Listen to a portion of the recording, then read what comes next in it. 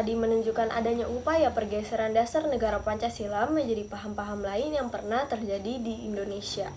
Namun, Indonesia masih bisa bertahan hingga hari ini dengan dasar negaranya Pancasila karena seluruh bangsa Indonesia tegak pada pendirian untuk tetap menerapkan dasar negara Pancasila yang dirasa paling sesuai dengan kepribadian bangsa dan cita-cita luhur.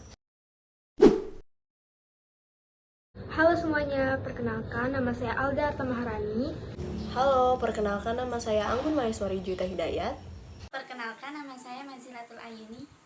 Halo, nama saya Naura Adila Ramadhani. Dalam suatu negara yang merupakan suatu kesatuan tatanan hukum seperti Indonesia, terdapat sebuah kaidah tertinggi yang kedudukannya lebih tinggi daripada Undang-Undang Dasar. Bagi Indonesia, hal tersebut berupa Pancasila. Pancasila dibutuhkan agar dapat menghindari konflik-konflik yang memicu perpecahan bangsa Indonesia. Pandangan Pancasila bertumpu pada pola hidup yang berdasarkan keseimbangan, sehingga keanekaragaman yang ada dapat hidup dalam suatu keseragaman yang kokoh.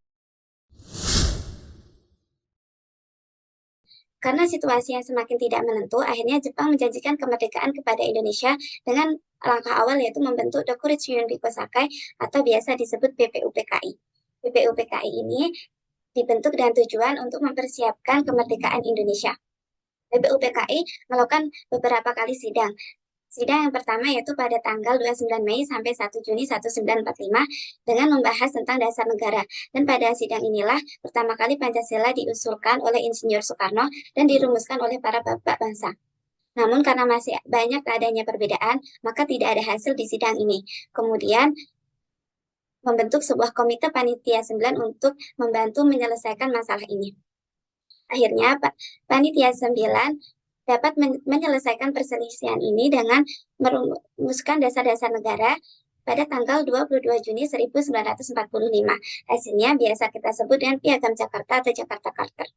Nah, isinya yaitu ketuhanan dengan kewajiban menjalankan syariat Islam bagi pemeluk-pemeluknya, kemanusiaan yang adil dan beradab, persatuan Indonesia, kerakyatan yang dipimpin oleh hikmat kebijaksanaan, dan keadilan sosial bagi seluruh rakyat Indonesia.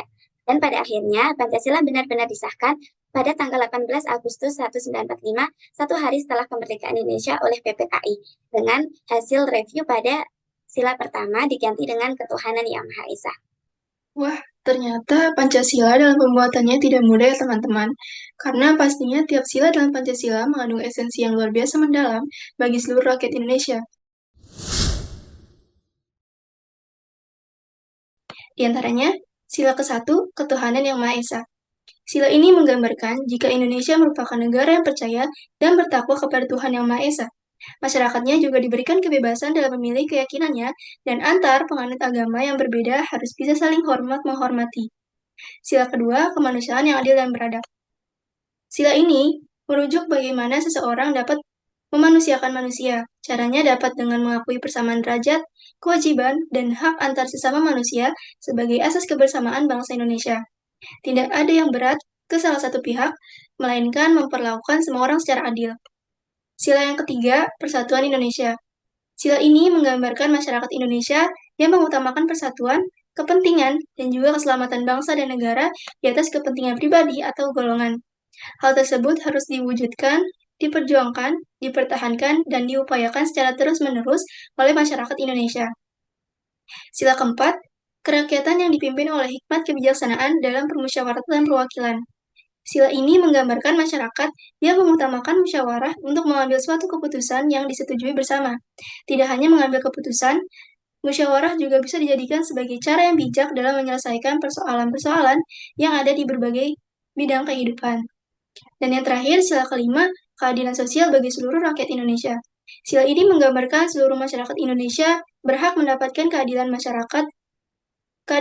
dan masyarakat Indonesia juga dapat bersikap adil kepada siapapun tanpa membedakan status sosial, suku, ras, dan bangsa sehingga tujuan bangsa bisa tercapai dengan mudah.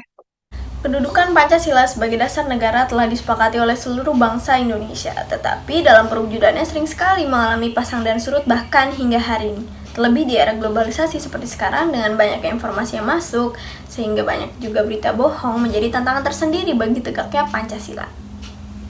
Untuk itu, sudah saatnya kita bisa menjadi masyarakat Indonesia yang cermat dengan bisa memfilter dan memilah segala berita yang masuk agar tidak terjadi indikasi penyebarluasan berita di luar pemahaman Pancasila. Dan sebagai masyarakat Indonesia, kita juga sudah diwajibkan untuk bisa menanamkan dan menegakkan nilai-nilai Pancasila di setiap lini kehidupan.